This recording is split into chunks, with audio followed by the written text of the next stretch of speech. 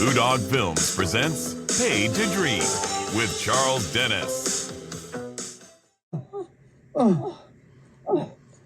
I was presented at court for King Carl Gustaf, and it was a huge... Oh, my eye, I can't see.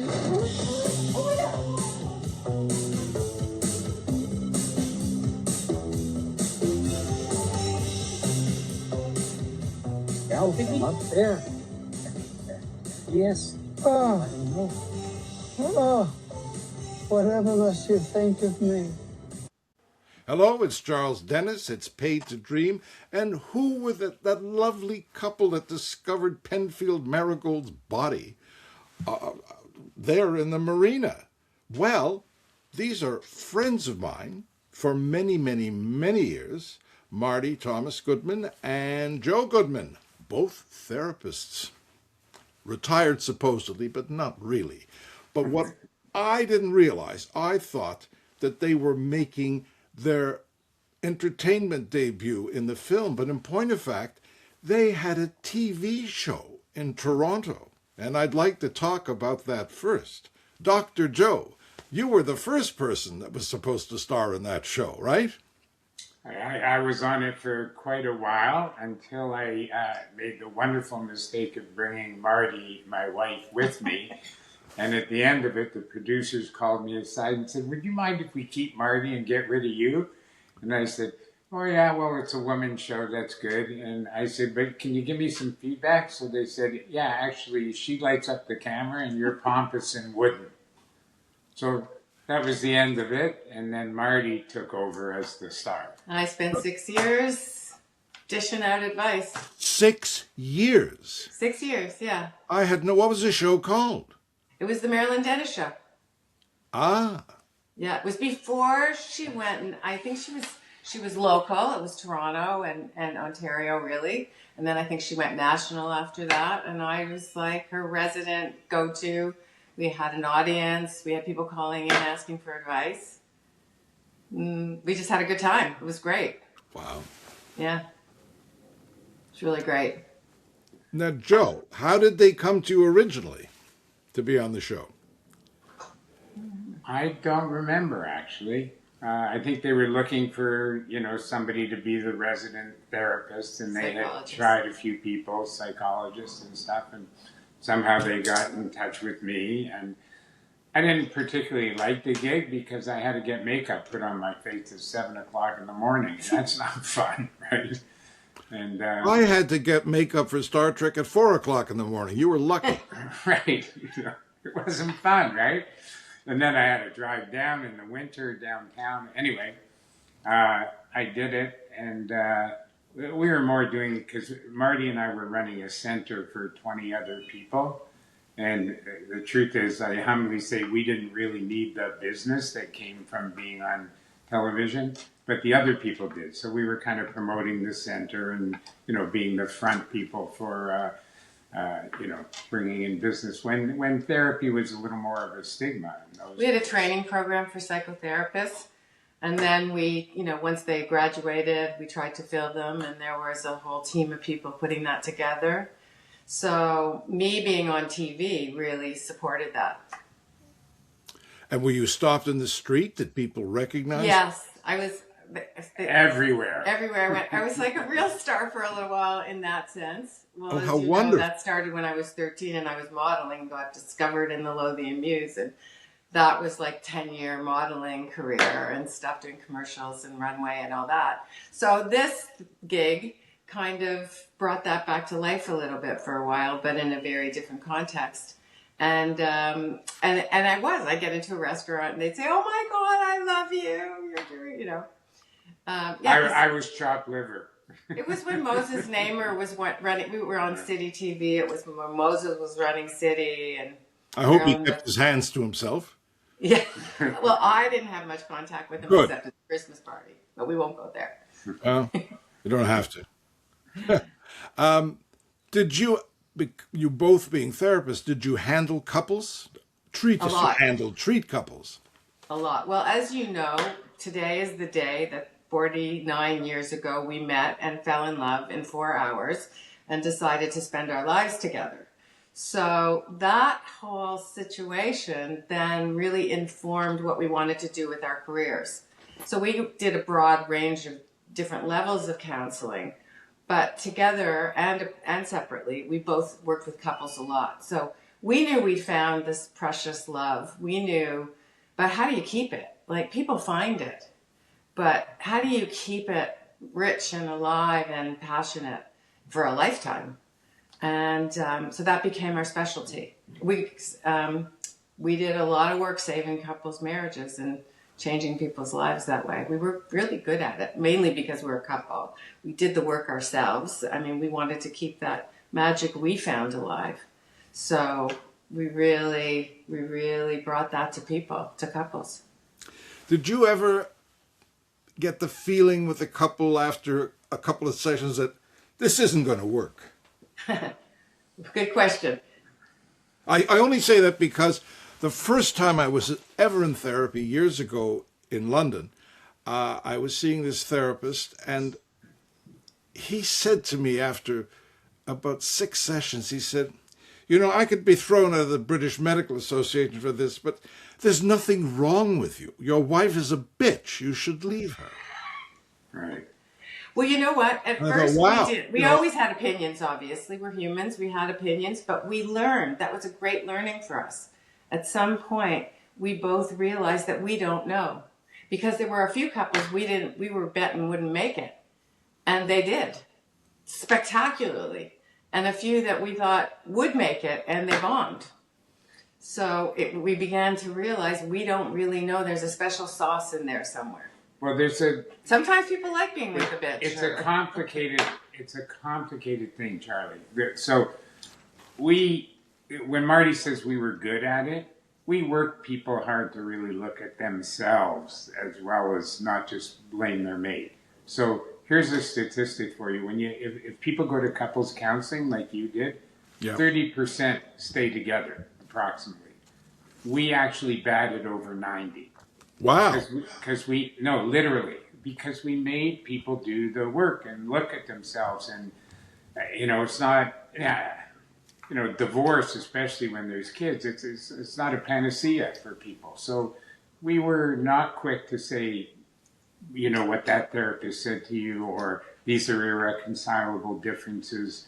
Like, if you do the work, you might find your way back to each other if there was a beginning that brought you together. And we were good at holding that narrative, not judgmentally, but we believe that, most people make the same mistakes again after they leave one marriage that's not. Listen, my life is nothing but show business analogies, but I was married several times before I met Ulrika, and I now say that these were shows that folded out of town, and I finally had a hit with Ulrika, and we're in our 9th year now, and it's just wonderful. You guys, it's 47 years. 49. 49. Oh! We're heading to the 50.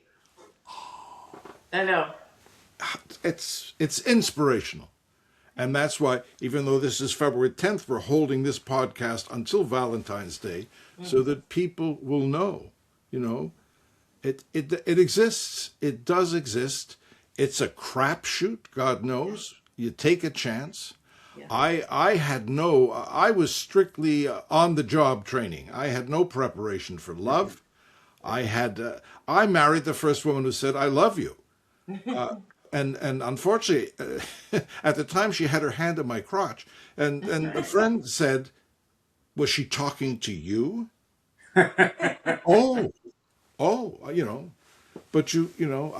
I kept getting off the merry-go-round and getting back on the merry-go-round, just changing the horses, but not exactly, maybe a real horse, not a toy one, Yeah, well, there's a saying, people leave relationships when they have the most to learn.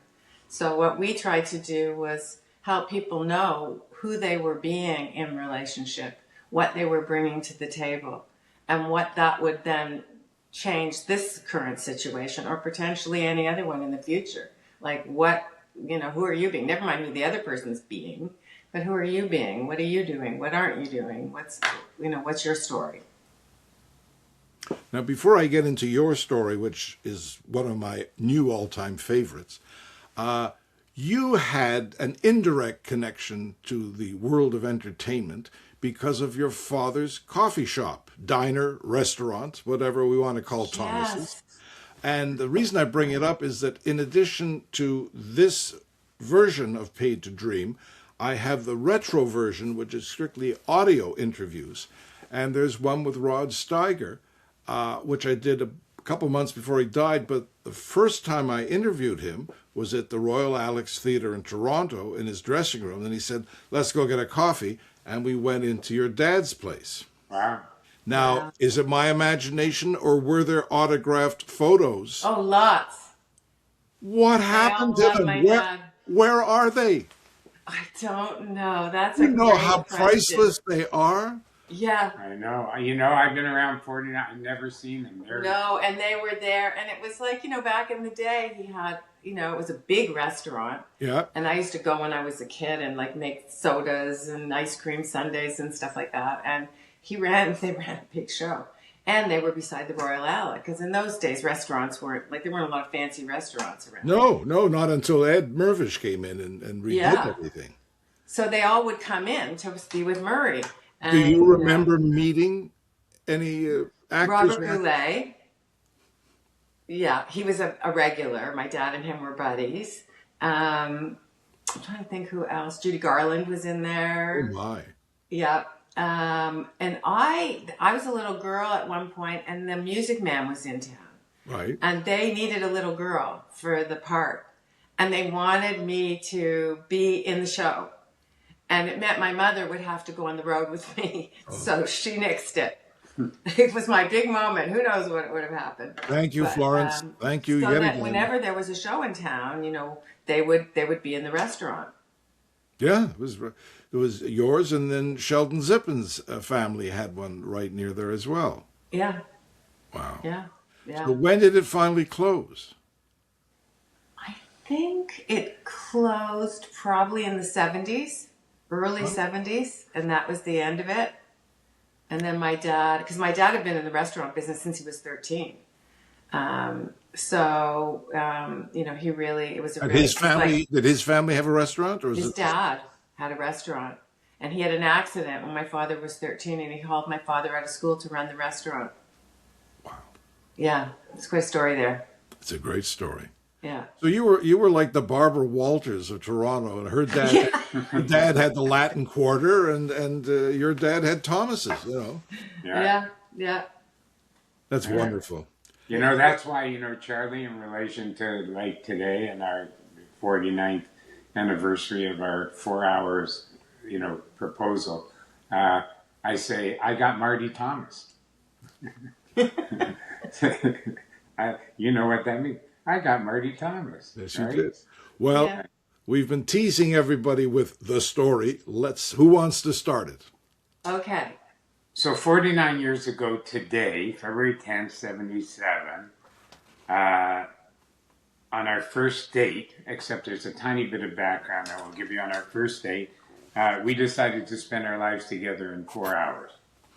And appropriate to us being with you today, every February 10th, for 49 years, we go out for dinner and we try and figure out how two people could make such a ridiculous decision and such a good decision in 4 hours. A little background. I was teaching and counseling at the University of Waterloo in the summer of 76, so prior to this date of 4 hours, then we decided to spend our lives together. I was flying over San Francisco Bay in a helicopter, and I wrote something. I had decided I want to find a woman I want to spend my life with, have a family with, mother of my unborn children. And so I wrote something that started with, to someone out there. And I said, let's create the best relationship the world's ever seen. I mean, that's a little grandiose, but that's, I wasn't on drugs. And I said, I'm looking for a woman who's intelligent, soulful, committed, loyal, heartfelt, courageous. She's here. Vulnerable, beautiful inside and out. one who's equally comfortable on a park bench with the homeless as she is dancing with kings and queens, and one who's committed to personal growth. That's what I wrote. It became part of my wedding vows. But where was I going to find her? That was the summer of '76. Summer, then comes now Mardi will tell you where she was at. So I'm like. So I'm now hunting. I'm not shopping anymore. I'm hunting. I, on the other hand, had a 3-year-old daughter. I was studying psychology. I was working to support us. I was a single mom. And I basically, it was the 70s. It was party time. It was, Studio 54, Toronto style. And I'm working and I'm being a mom and I'm being supported to do that, basically by my own ways. And I had decided that I didn't need to be with anybody. Like I had a relationship, I'd been married, I'd had a child.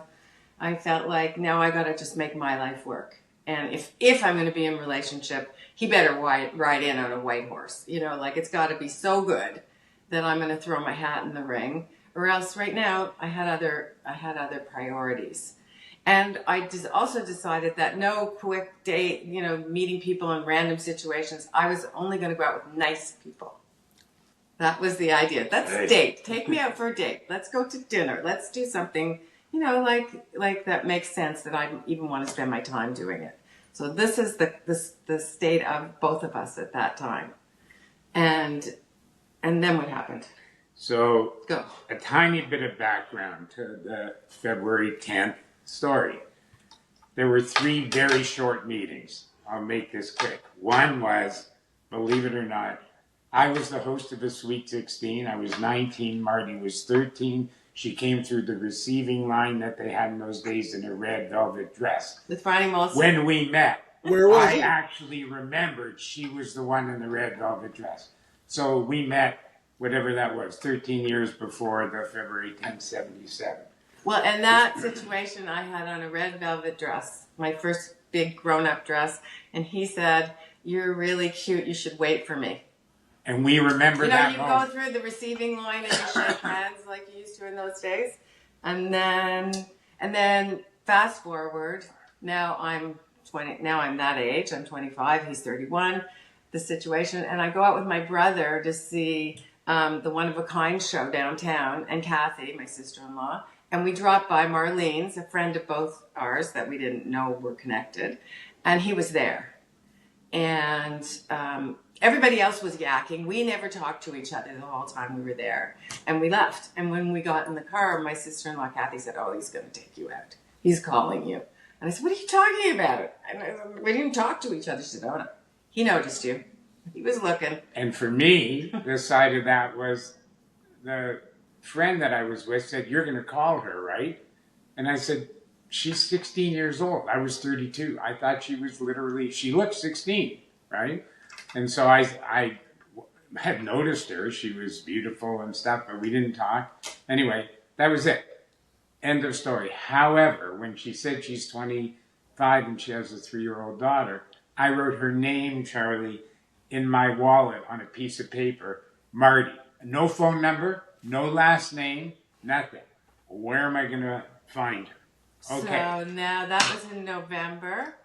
And then in January, I had a friend who was a photographer and he was shooting a wedding. And he said, "Would you do me a favor and come after and we'll hang and have some fun? And, these things are tedious." And I said, "Okay, I'll come." So I showed up at this wedding. It was his cousin's wedding. And I'm dancing with my friend. And Joe is with a whole bunch of people and his family. And he looked over and he went, "That's Mardi. That's that girl. That's I've got that her girl." name in my wallet. So he comes up to me behind me, taps me on the shoulder, and I turn around. I don't know what happened. I looked at him and I was like, "Oh my God, it's so good to see you." And I threw my arms around him and he hugged. We stood on the dance floor. My date disappeared. We stood on the dance floor for an inordinate amount of time in this embrace. And it was... And I don't know what happened. And I said, I've got your name in my wallet, but I don't have a number. I don't have. I was like, "Yeah, right. You have my believe name." that I bumped into you. She goes, "Yeah, right. I've heard that No, line I before." really So I do. took out my wallet. It says Mardi. That's all it says. She gives me her phone number. Okay, we leave, end of that night. Now, the next one, we make a date. We're going to go out on February 11th, on the 10th. He calls me he was a professor at the University of Waterloo. He calls me in Toronto. Let's go out on the Friday night. Okay. On Thursday night at 10 o'clock, I'm hanging out in my apartment. My daughter's asleep. I get a phone call from him. He says, I know we're going out tomorrow night, but I'm at the Inn on the Park and I'm in a hotel and I'm kind of bored and like maybe we could meet tonight. Can I come over? And for some reason, I'm like in this nightgown, like a beautiful one. And I said, yeah, come on over. So now we're at February 10th, 77. We've had these 3 10:30, meetings. he comes over. The red dress, Sweet 16, the mutual friends, house for a minute, and the wedding. All of those sum total is 5 minutes. He comes over, and we start to yak. And what we figured out, and we figure something new out every year, but one of the things was we just vibed. We were talking about everything, where we grew up, who knew who, like there was so many, what we experienced in our lives emotionally, like relationally, everything that had happened to her. We were just downloading everything to each other. It was so spontaneous. And it was happening, like 2 or 3 hours of no that. love word, no sex, no touch, zero. Okay, just conversation. And now it's like, I don't know, midnight. And I say, you know what, I'm hungry. I haven't eaten today. And he said, I haven't either. I said, you know what, Casey's sleeping in the next room. If she gets up, she's a pretty cool kid. She'll be fine. Just tell her mommy will be right back. I'm going to go get us some food. So there's a burger joint that's open all night. And it's the middle of winter. I get into my boots and this big coat. I get in my car and I drive over to this place to get food for us. But he's staying with Casey. He's there in the apartment with Casey. Right. Like everything's crazy. Yeah, which is crazy. I mean, we should have been thrown in jail. Right? Anyway, I go and as I'm coming back to the car with the food, there's a guy in a car and he looks at me like he looks me over, right? One of those. And I think, I'm done. I'm done with that. So she's coming back to me. I'm coming back going, what just happened? So now here's where it deepens, Charlie. This is, I don't call it an interval. A voice comes to me, literally, from behind my head, says, don't let her get away. Don't let her, you finally found that woman that you wrote to in the helicopter. This is it. You want to spend your life with this woman, don't let her get away. Right? And then I go, oh my God, she's got this 3-year-old daughter, right? Like, this is like, you marry her, right? I never thought I'd marry a woman with a daughter. So this is the one that brings tears to people's eyes. So I go into Casey's room. There's a little chair beside her thing. She's fast asleep. And I sit on the chair. I'm an emotional guy. I sit on the chair and I say, when your mom comes back, I'm going to ask her to marry me. I don't know if she's going to say yes, but if you've got any objection, you better get up now because this is going down. Of course, she's sleeping. She's not sleeping. I start bawling my eyes out. I'm looking at this kid, and I start bawling my eyes out, right? I go back in the living room. I've had this experience. I know that I'm going to ask her to marry me somewhere, except it's only 2 hours into it, right? And I've had this. She comes back with the burgers and sees me sitting on the chair crying. I'm like, what are you crying about? I said, well, I met your daughter. She's beautiful. What do you mean you met my daughter? Well, she's sleeping, but I met her. Okay, Marty, go ahead. What happens? So into the night we go. We talk. And about, 2:30, 3 o'clock in the morning, I say, I'm really tired. Let's go lay down. I'm not ready to consummate this but I'd like to rest together. Let's just go lay down. This is now a total of 3 hours altogether. Yeah, We've been in each other's presence. We're into the 4th hour. We go into my bedroom. I lay down on the end of the bed and Joe comes up behind me and he scoops me up in his arms and he just holds me. And I say, I don't ever want another man to touch me. And he says, will you marry me? I want to spend my life with you. And she says, yes. Done. Done to you. We can't figure what. Done. We told you before. Every year we go over, what the fuck, what happened in those 4 hours? What did we talk about? So we get little pieces of defining moments, new things that mattered to me that we're defining and stuff. Yeah, because there's more. We're abbreviating it a bit, but the next piece of the story is quite beautiful. So we stay up all night. We don't sleep. We're it's just like it's so high on this moment we're having, and it's so real. And 7:30 in the morning, Casey gets up, my little daughter, and she comes in the bedroom and she lies down. And I'm there, this strange guy who looks like Jerry Garcia with hair like this. Is stupidness on our part, right? Anyway, she lies down. She's cuddled to me. She looks at him and she says, "What's your name?" And he says, "Joe, Joey, Joseph, take your pick." And she says, "I'm going to call you Joseph." And then she says, "You love him, don't you, Mommy?" And I said, "I do. And we're going to be together. We're going to be a family." Oh. So can I read just how much time we got, Travis? Go ahead.